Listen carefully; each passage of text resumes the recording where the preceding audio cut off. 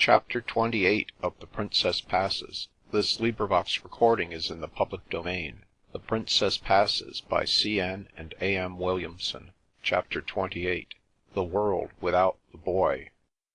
A somewhat headlong carriage. R.L. Stevenson. Though I had given Molly eyes and ears during her long catechism, I had been vaguely aware, nevertheless, that on leaving the Hôtel de France, we had crossed a bridge over the almost dry and pebbly bed of the insignificant Lace, that we had passed the stately elephants and a robust marble lady typifying France in the act of receiving on her breast a slender Savoie, that we had caught a last glimpse of the chateau and were spinning along a well-kept road, cheek by jowl with the railway to Lyons. From a high mountain on our left, the silver Cascade de Coux fell vertically like a white horse's tail, and I smiled to see as we flashed by a little house which honoured a valiant foe, against whom I had fought, with the name of the Café de Bourg. Up and up mounted our road, cresting green billows of rolling mountain land. We were running towards the boundary of Savoie, into Dauphiné, a country which I had never seen.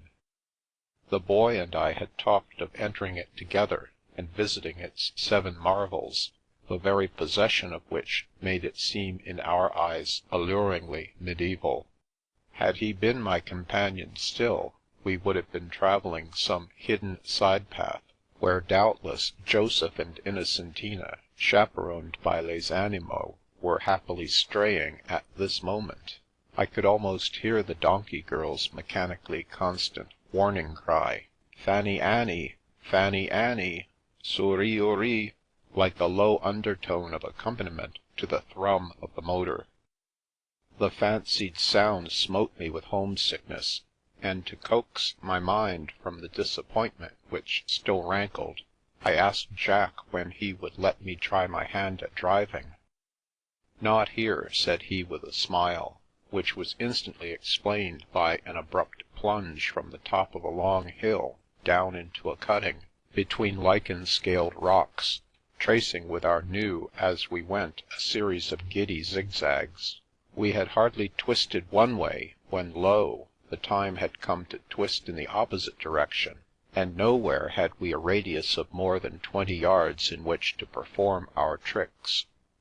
"I couldn't have done that as well as you did it, I confess," said I, with becoming modesty. "It's easy enough when you've got the knack," replied the lightning conductor.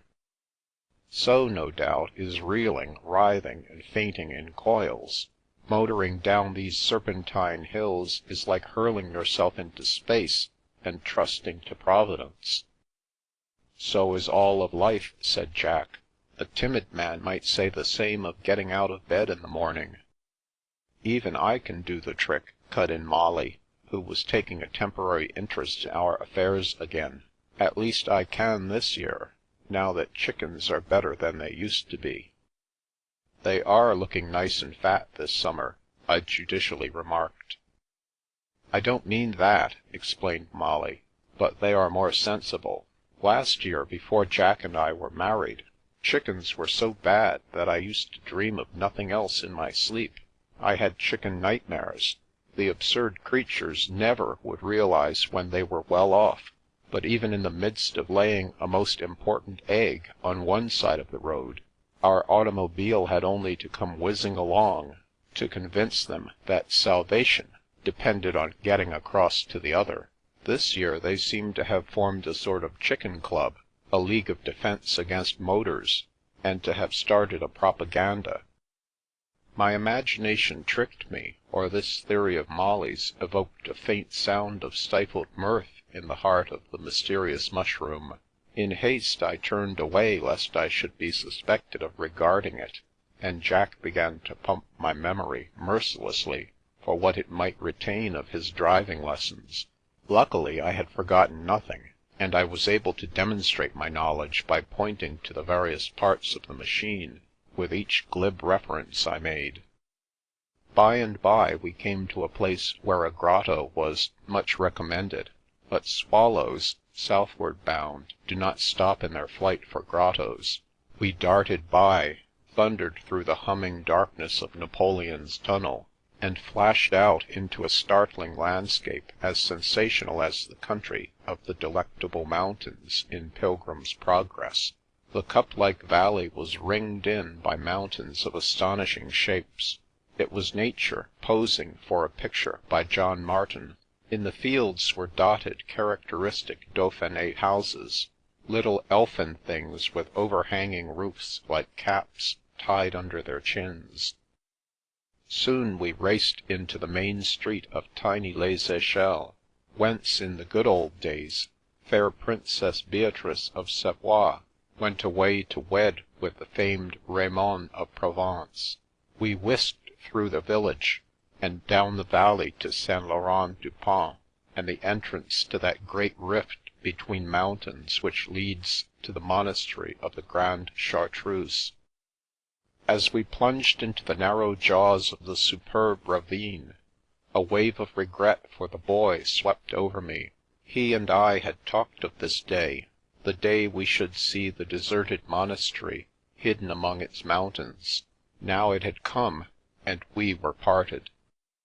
The society of Jack and Molly and the motor car could make up for many things, but it could not stifle longings for the little pal. Besides, magnificent as was Mercedes, the dragon, not the mushroom, I felt that Finois and Fanny Annie would have been more in keeping with the place. I was too dispirited to care whether or no my eyes were filled with dust. Therefore I had not goggled myself, and I think that Jack must have gathered something of my thoughts from my long face.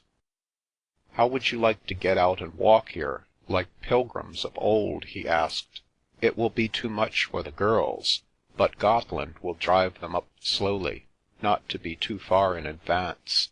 American girls, you'll find, if you ever make a study of one or more of them, can do everything in the world except walk. There they have to bow to English girls."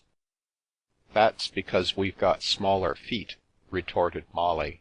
"Where an English girl can walk 10 miles, we can do only 5, but it's quite enough. And we have such imaginations that we can sit in this automobile and fancy ourselves princesses on ambling palfreys." It was close to the deserted distillery of the famous liqueur that we parted company. The car, piled with our discarded greatcoats, forging ahead up the historic path. The little tramway that used to carry the cases of liqueur to the station at Fourvoirie was nearly obliterated by new-grown grass. The vast buildings stood empty. Never again would the mellow chartreuse verte and chartreuse jaune be fragrantly distilled behind the high grey walls, for the makers were banished and scattered far abroad. We lingered for a moment at the narrow entrance to Les Desarts, where the rushing river Guiers foams through the throttled gorge, giving barely room for the road scored along the face of the cliff. It was like a doorway to the lost domain of the monks, and Jack and I agreed that St. Bruno was a man of genius to find such a retreat. A retreat it was literally. St. Bernard had taken his followers to a place where, suffering great hardships, they could best devote their lives to succouring others. But St. Bruno's theory had evidently been that holy men can do more good to their kind by prayer in peaceful sanctuaries than by offering more material aid. Here, at the doorway of St. Bruno's long corridor, the ravine, the old forge, the single-arched bridge, flung high across the deep bed of the roaring torrent, had all grouped themselves as if after a consultation upon artistic effect. Once there had been an actual gate, built alike for defence and for limitation, but there were no traces of it left for the eye of the amateur. We passed into the defile, and the motor car was out of sight long ago. Higher and higher the brown road climbed. The mountains towered close and tall. Great pillared palaces of rock loomed against the sky like castles in the air, incalculably far above the green heads and sloping shoulders of the nearer mountain slopes. I had thought that green was never so green as in the valley of Aosta, but here in St. Bruno's corridor there was a new richness of emerald in the green carpet and wall hangings, such as I had not yet known. It was green stamped with living gold, in delicate fleur-de-lis patterns, where the sun wove bright threads, and high above was the ceiling of lapis lazuli in pure unclouded blue. We heard no sound save the voices of unseen woodcutters crying to each other from mountain slope to mountain slope, the resonant ring of their axes striking out wild, echoing notes with a fleeting clang of steel on pine, and now and again the sudden thunder crash of a falling tree, like the roar of a distant avalanche.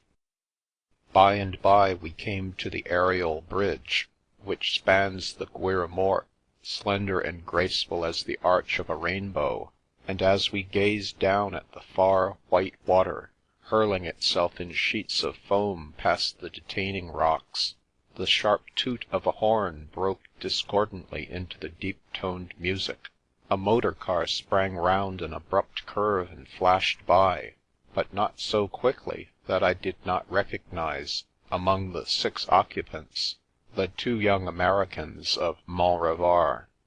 They passed me as unseeingly as they did the scenery, for they were talking as fast to 2 pretty girls opposite them in the tonneau, as if the girls had not been talking equally fast to them at the same time. I bore the pair a grudge, and the sight of them brought back the consciousness of my injury. St. Bruno, fortunate in many ways, was a lucky saint to have so beautiful a bridge named after him, and as we climbed the brown road, moist with tears wept by the mountains for the banished monks, it seemed to us that the scenery was always leading up to him, as a preface leads up to the first chapter of a book. We went through tunnels as a thread goes through the eye of a needle. We wound round intricate turns of the road. We came upon pinnacle rocks, and then at last, when we least expected the climax of our journey, we dropped into a great green basin, rimmed with soaring crags. In the midst stood an enormous building, a vast conglomeration of pointed, dove-grey roofs and dun-coloured walls, a city of slate and stone spread over acres of ground, and seeming a part of the impressive yet strangely peaceful wilderness.